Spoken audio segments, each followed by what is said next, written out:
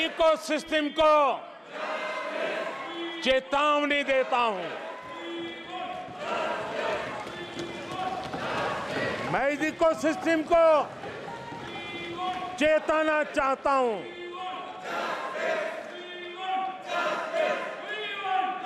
Ecosystem की जो हरकतें हैं, जिस तरह इकोसिस्टम ने ठान लिया है कि देश की विकास यात्रा को रोक देंगे, देश की प्रगति को डिरेल कर देंगे, मैं आज इकोसिस्टम को बता देना चाहता हूं, उसकी हर साजिश का जवाब अब उसी की भाषा में मिलेगा।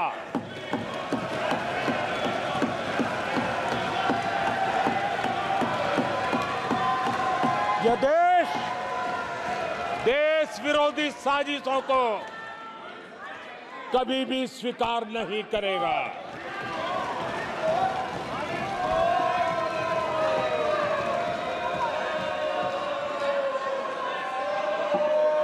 आदरणीय सभापति जी, ये ऐसा कालखंड है जब दुनिया भारत की प्रगति को बहुत गंभीरता से ले रही है, हर बारीकी को नोटिस कर रही है। आदरणीय सभापति जी, अब चुनाव हो चुके हैं। 140 करोड़ देशवासियों ने 5 साल के लिए अपना निर्णय जनादेश दे दिया है। आवश्यक है कि विकसित भारत के निर्माण के लिए इस संकल्प को सिद्धि में बदलने के लिए इस सदन के सभी माननीय सदस्यों का योगदान होना चाहिए। मैं उन सबको निमंत्रित करता हूं कि विकसित भारत के संकल्प को पूर्ण करने के लिए आप भी जिम्मेवारी के साथ आगे आइए। देश हित के विषय पर हम साथ चले, मिलकर के चलें और देशवासियों की आशा आकांक्षाओं को पूरा करने में हम कोई कमी न रहने दें। आदरणीय सभापति जी, पॉजिटिव राजनीति भारत के इस कालखंड में बहुत आवश्यक है और मैं हमारे साथी पक्षों को भी कहना चाहूंगा, इंडी गठबंधन के पक्ष के लोगों को कहना चाहूंगा कि आप आइए मैदान में, गुड गवर्नेंस पर स्पर्धा करें। जहां जहां आपकी सरकारें हैं वो एनडीए की सरकारों के साथ गुड गवर्नेंस पर स्पर्धा करें, डिलीवरी में स्पर्धा करें, लोगों की आकांक्षा पूरी करने पर स्पर्धा करें। देश का भला होगा, आपका भी भला होगा। आदरणीय सभापति जी, आप अच्छे कामों के लिए एनडीए के साथ स्पर्धा करें। आप रिफॉर्म्स के मामले में हिम्मत करें। जहां जहां आपकी सरकारें हैं वो रिफॉर्म से कदम बढ़ाएं और वो विदेशी निवेश को आकर्षित करें। अपने अपने राज्यों में विदेशी निवेश ज्यादा आए, इसके लिए प्रयास करें। उनको ये अवसर है, उनके पास राज्यों में कुछ सरकारें हैं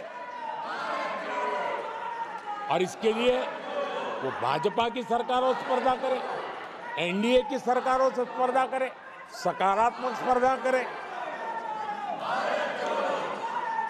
जिन लोगों को जहां सेवा करने का मौका मिला है वहां पे वे रोजगार के लिए स्पर्धा करें। कौन सरकार ज्यादा रोजगार देती है उस स्पर्धा के लिए मैदान में आए, एक तंदुरुस्त स्पर्धा हो। साथी आदरणीय सभापति जी, हमारे यहाँ भी कहा है कि गहना कर्मणो गति ही, गहना कर्मणो गति है, यानी कर्म की गति गहन है। इसलिए आक्षेप, झूठ, फरेब, डिबेट ऐसी जीतने के बजाय कर्म से, कुशलता से, समर्पण भाव से, सेवा भाव से जरा लोगों के दिल जीतने के लिए कोशिश होनी चाहिए। आदरणीय सभापति जी, मैंने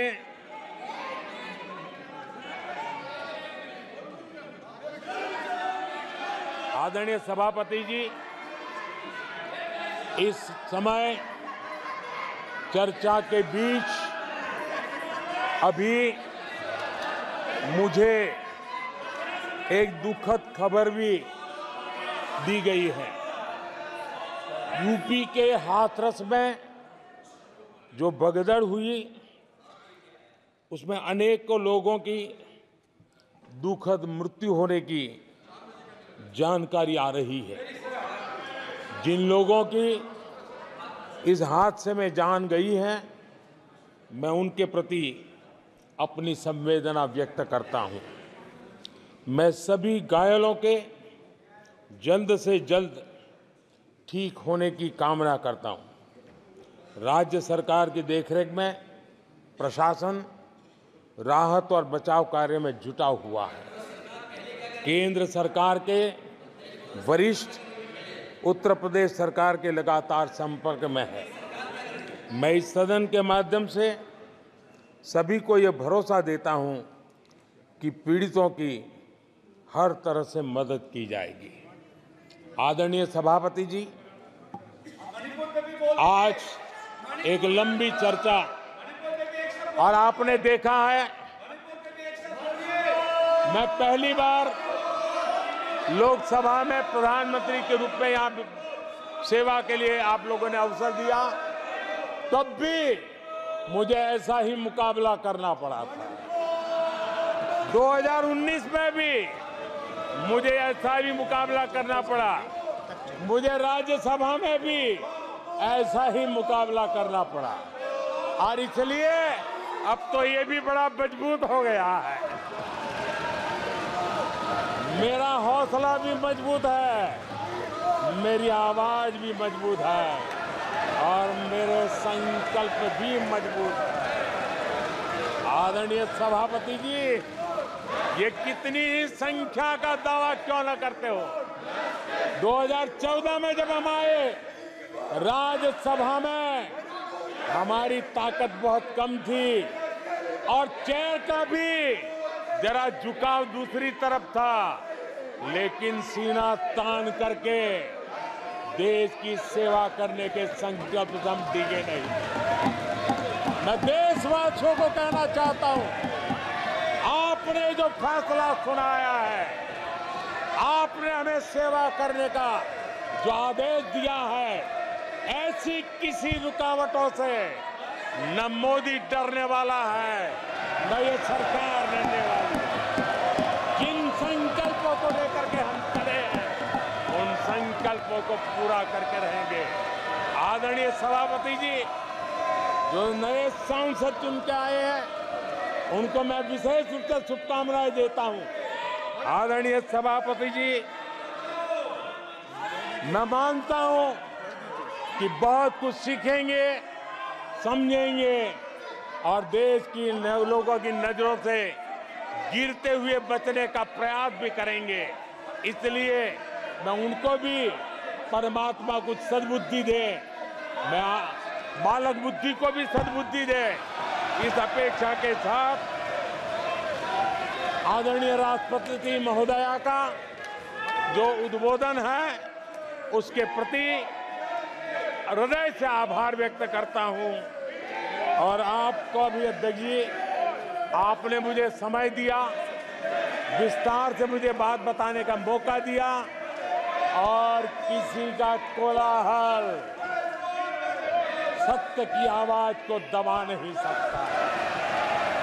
सत्य ऐसे प्रयासों से कभी दबता नहीं है, और झूठ को कोई जड़ें नहीं होती है।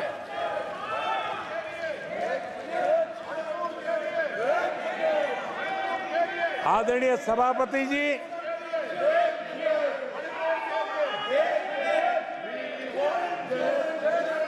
जिन लोगों को अवसर नहीं दिया वो उनकी पार्टी की जिम्मेवारी है, वो आगे से अपने सांसदों का ध्यान रखेंगे, ये मैं अपेक्षा करता हूं।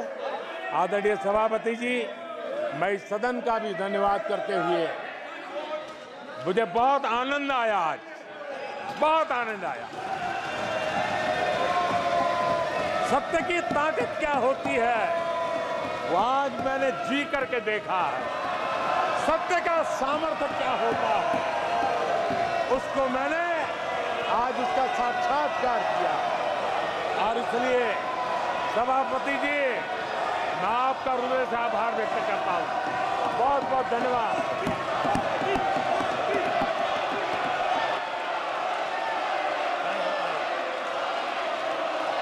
सर पढ़िए सर।